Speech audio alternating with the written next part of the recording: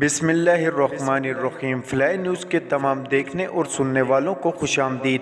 اگر آپ ہمارے چینل پر نئے ہیں تو سب سے پہلے چینل کو سبسکرائب کر دیں اور بیل آئیکن کو پریس کر دیں اور ہماری ویڈیو کو پورا دیکھیں تاکہ دنیا کی معلومات سے آپ باخبر رہ سکیں۔ آئے بڑھتے ہیں خبروں کی جانب۔ قومی اسمبلی نے آئین پاکستان کی گولڈن جوبلی پر قرارداد متفقہ طور پر منظور کر لی۔ قرارداد وزیراعظم شہباز شریف نے ایوان میں پیش کی، جسے ایوان نے متفقہ طور پر منظور کر لیا۔ قرارداد میں 10 اپریل کو یوم دستور منانے کا اعلان کیا گیا ہے۔ یوم دستور ہر سال ملک بھر میں منایا جائے گا۔ قرارداد میں کہا گیا ہے کہ یوم دستور عوام اور ملک کے لیے آئین اور اس کی اہمیت سے آگاہ کرے گا۔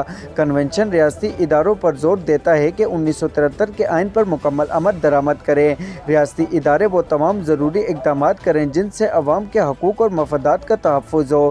ریاستی ادارے وہ تمام ضروری اقدامات کریں جن سے دفاع کو یقینی بنایا جا سکے۔ قرارداد میں 1973 کے آئین کی تیاری اور منظوری کی تاریخ اور ورثے پر فخر کا اظہار کرتے ہوئے آئین میں درج وفاقیت اور اختیارات کے 3 ریاستی اداروں میں تقسیم کے ذکر کا اعادہ کیا گیا۔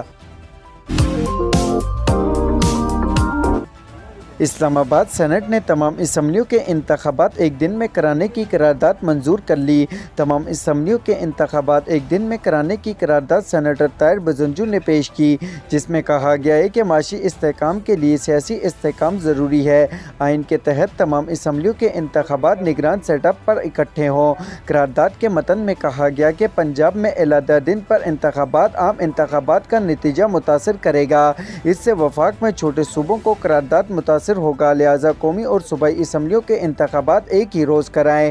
سینٹ میں اظہار خیال کرتے ہوئے سینیٹر طاہر بزنجو نے کہا کہ سیاسی قیادت اور شراکت داروں کو ذمہ داری کا مظاہرہ کرنا چاہیے، باہمی مشاورت سے جتنی جلدی ہو الیکشن تاریخ کا اعلان کریں۔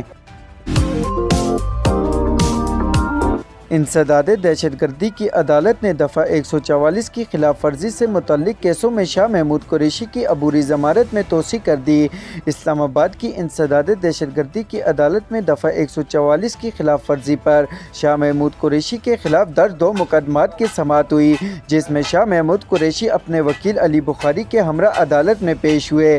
جج نے تفتیشی افسر سے سوال کیا کہ سابق وزیر خارجہ کو کٹہرے میں کھڑا کیا ہوا ہے، وجہ تو بتائیں۔ اس پر شاہ محمود قریشی کے وکیل نے کہا کہ ان کے موکل شامل تفتیش ہونا چاہتے ہیں۔ عدالت نے شاہ محمود قریشی کے وکیل کے دلائل اور تفتیشی افسر کا موقف سننے کے بعد پی ٹی آئی رہنما کی دونوں کیسز میں عبوری ضمانت میں 29 اپریل تک توسیع کر دی۔ سعودیہ عرب اور ایران کے درمیان سفارتی تعلقات کی بحالی کے لیے دونوں ممالک کی جانب سے پیش رفت کا سلسلہ جاری ہے۔ عرب میڈیا کے مطابق سعودیہ عرب کی جانب سے تکنیکی وفد تہران بھیجنے کے بعد اب ایران نے بھی اپنا وفد سعودیہ عرب بھیجنے کا فیصلہ کیا، جس کے بعد جمعے تک سعودیہ عرب جانے کا امکان ہے۔ میڈیا رپورٹ کے مطابق ایران کی جانب سے وفد سعودیہ عرب بھیجنے کا مقصد دونوں ممالک کے درمیان سفارتی تعلقات کی بحالی کی راہ مزید ہموار کرنا ہے۔